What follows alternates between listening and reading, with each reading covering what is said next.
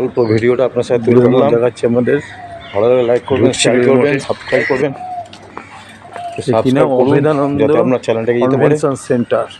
তো আপনাদের নতুন নতুন ভিডিও তুলে দিতে পারি। ফাঁকা বেল আইকনে ক্লিক করে দেবেন, হাওড়া তো ওই জন্য পুরো ফাঁকা আছে। যাতে নতুন নতুন ভিডিও আপনাদের গাছ আপলোড করলে আপনারা গাড়িতে রেখে এলাম রুপিটা দেখতে পারেন।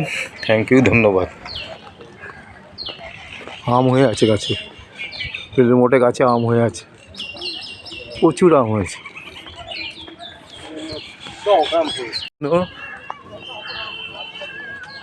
মন্দির, এই যে বেলুড় মঠ। বেলুড় মঠের মেন গেট দেখা যাচ্ছে। মেন গেটের দিকে আমরা এগোচ্ছি। সুন্দর দেখতে মেন গেট, এবং আমরা বেলুড় মঠের ভেতর প্রবেশ করছি। বেলুড় মঠের এবং সব কিছু আপনাদের দেখাচ্ছি। বই তো এখানে পাওয়া যাচ্ছে, বিবেকানন্দ বলে করেছে।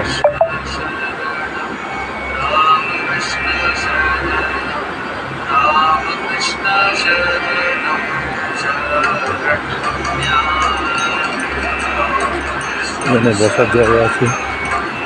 এখানে এটা হচ্ছে মেন মন্দির। এটা স্বামী ব্রহ্মানন্দ মন্দির। আর হচ্ছে 1922 শ্রীরামকৃষ্ণের হচ্ছে 36 থেকে 1876 মহান সমাজশিষ্য হিসাবে করার মধ্যে প্রতিষ্ঠানটিতে তার পবিত্র দেহ অনুসরণ সমর্থন করা হয়। সেই স্থানের উপর 1924 থেকে সার্টিফিকেট মন্দির স্থাপিত।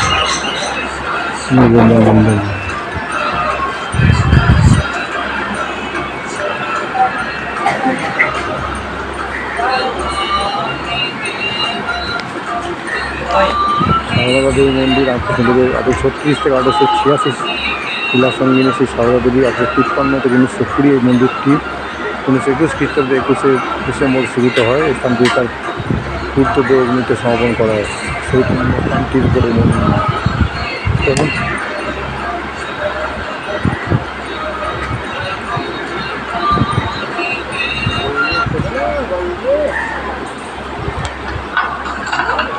এই মন্দির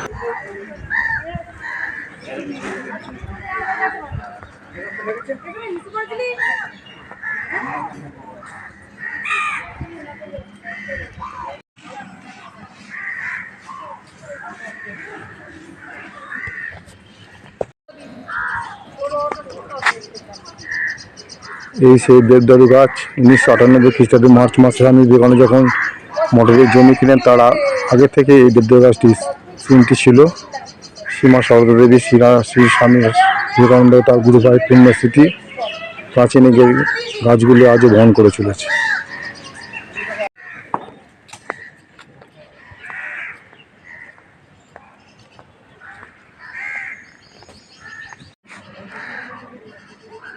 স্বামী বিবেকানন্দ 1863 থেকে 1920 ছিলেন রামকৃষ্ণের 1836 থেকে 1886 প্রধান শিষ্য। শ্রীরামকৃষ্ণের জীবনে পূর্ত তার উপদিষ্ট বেদান্তের বাণী তিনি প্রচার করেন। যে স্থানটি স্বামী বিবেকানন্দ পবিত্র দেহ অগ্নি সমর্পণ করা হয়, সেই স্থানের উপরেই মন্দির নির্মিত। 1924 খ্রিস্টাব্দে 28 জানুয়ারি মন্দিরটি উৎসর্গীকৃত করা হয়। বিতলে বেদান্তের সর্বমত প্রতীক বিদ্যমান। সেই গঙ্গা বয়ে চলেছে যুগ যুগ ধরে, ওপারে কলকাতা, এবারে হাওড়া। অনেকে চান করছেন এখানে। বালি ব্রিজ, মন্দির।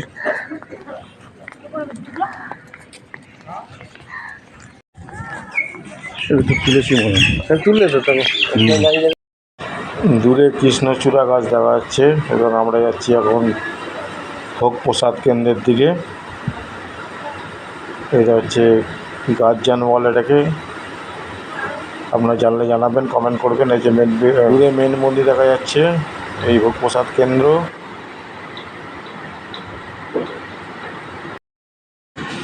দূরে দেখা যাচ্ছে প্রসাদ বিতরণ কেন্দ্র, আমরা তার দিকে যাচ্ছি। এখন 9টা বাজে, কিন্তু প্রখর রোদ। আজ 20 মে, 20শে মে। আজ হাওড়ায় ভোট বলে আমরা খুব ফাঁকা ফাঁকা সেখানে গেছিলাম। নোটিশ লাগানো আছে, নোটিশটা পড়ে নেবেন। এবং এখানে খেতে গেলে 11টার মধ্যে কুপন নিতে হবে। সব কিছু আপনাদের আমরা তুলে ধরছি। প্রসাদ বিতরণ কেন্দ্র দেখা যাচ্ছে, এই হচ্ছে নোটিশ, এটা পড়ে নেবেন, আপনাদের তাহলে সুবিধা হবে। এই ভেতর দিয়ে গিয়ে আপনাদের প্রসাদ বিতরণ কেন্দ্র।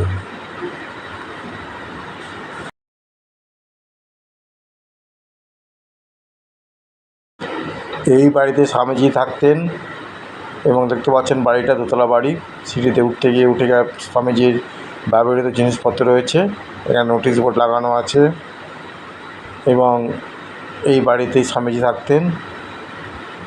এবং এর পাশে যে আম গাছটা লাগানো আছে, এই আম গাছটি স্বামীজি নিজের হাতে লাগিয়েছিলেন। বহু প্রাচীন আম গাছ, ওই জন্য এখন যেহেতু অবস্থা ভালো নয়, সেই জন্য পাঁচিল দিয়ে এই আম গাছটিকে রক্ষণাবেক্ষণ করা হচ্ছে। এই আম গাছের নিচে বসে স্বামীজি ভক্তদের সাথে এবং মানুষজনের সাথে, সাধারণ মানুষের সাথে আলাপ আলোচনা করতেন, দর্শন দিতেন। এই সেই আম গাছ আপনার সামনে তুলে ধরছি। ভালো লাগলে লাইক করবেন, শেয়ার করবেন। ওই যে দুটো অফিস ঘর দেখা যাচ্ছে, এটা অফিস ঘর। এখান থেকে শুকনো প্রসাদ এবং কুপন বিতরণ করা হয়, অফিসিয়াল কাজ টাজ করা হয়। কুপন নেবেন, এখন কুপন নিয়ে যাচ্ছেন, দেখতে পাচ্ছেন আপনারা। ঘুরে ঘুরে দেখাচ্ছি।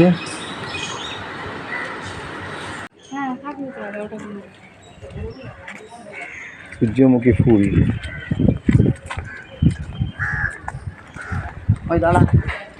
গঙ্গার পাড়, সুন্দর হাওয়া বইছে, নির্মল বাতাস। এখানে সব বসে বসে হাওয়া। মেশিনের সাহায্যে গাছে জল দেওয়া হচ্ছে। এই যে ঘুরে ঘুরে জল ছেড়ে গাছগুলোকে রক্ষণাবেক্ষণ করা হচ্ছে। খুব সুন্দরভাবে রক্ষণাবেক্ষণ করা হচ্ছে গাছ। তুলে ধরলাম। ভালো লাগলে লাইক, শেয়ার করবেন, সাবস্ক্রাইব করবেন। থ্যাংক ইউ, ধন্যবাদ। ফিরে চলেছি বাড়ির পথে। ফিরে দেখা যাচ্ছে দক্ষিণেশ্বরের মন্দির। পুজোর পুজো দিয়ে আমরা গিয়েছিলাম।